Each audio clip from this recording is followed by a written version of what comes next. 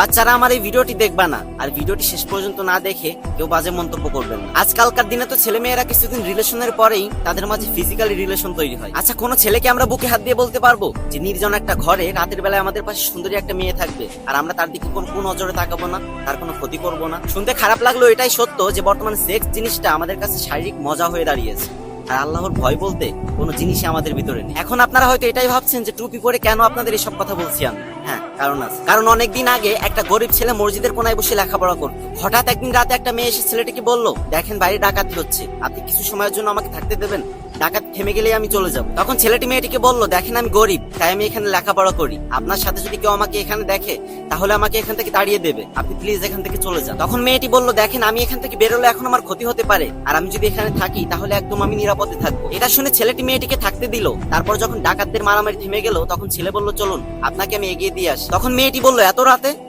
আমি কোথাও যেতে পারবো না, আমি সকাল হলে ঠিক চলে যাবো। ছেলেটি মেয়েটিকে আবারও রিকোয়েস্ট করলো, দেখেন আপনার সাথে কেউ আমাকে এখানে দেখলে আমার অনেক বড় ক্ষতি হয়ে যাবে। কিন্তু মেয়েটি কিছুতেই বাড়ি যেতে রাজি হলো না। সারা রাত তারা দুজন দুপাশে জেগে রাত কাটিয়ে দিল। কিন্তু মেয়েটি খেয়াল করলো ছেলেটা একটু পরপর কুপির আগুনে তার হাত পোড়াচ্ছে, আর যন্ত্রণায় ছটফট করছে, তাও একটু পরপর তার হাত সে পোড়াচ্ছে। এভাবে করতে করতে ফজরের আজান দিয়ে দিল। তখন ছেলেটি মেয়েটিকে বলল, চলেন এখানে আর থাকা যাবে না, আপনাকে দিয়ে আসি। তখন মেয়েটি বলল, যাবো, কিন্তু আপনি বলেন তো আপনি একটু পরপর আগুনে হাত পোড়াচ্ছিলেন কেন? তখন ছেলেটি বলল, এটা আমার ব্যক্তিগত ব্যাপার। কিন্তু মেয়েটি বলল, এটা না বললে কিন্তু আমি যাব না। তখন ছেলেটি মেয়েটিকে বাধ্য হয়ে বলল, রাতে যখন আপনার উপর কুনজর আসছিল আমার, তখন আমি কুপির আগুনে নিজের হাত পোড়াচ্ছিলাম, আর নিজের মনকে বলছিলাম, কিরে মন, জাহান্নামের আগুন তো এর থেকে অনেক তীব্র, সহ্য করতে পারবি তো? একটা বার ভাবুন তো ওই ছেলেটা আল্লাহকে কতটা ভয় করে কাজ করেছিল।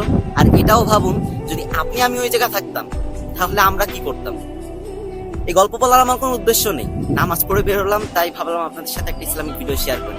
অনেকদিন ধরেই তো আপনারা বলতেছেন, ভাই ইসলামিক ভিডিও করো না কেন, তাই আপনাদের জন্য একটা ইসলামিক ভিডিও আনলাম। আর আমি ইসলাম সম্পর্কে অত একটা দক্ষ না, ভুল ত্রুটি হলে মাফ করে দিবেন। আর আল্লাহ আমাদের সবাইকে তাকে ভয় করার তৌফিক দান করুন, আমিন।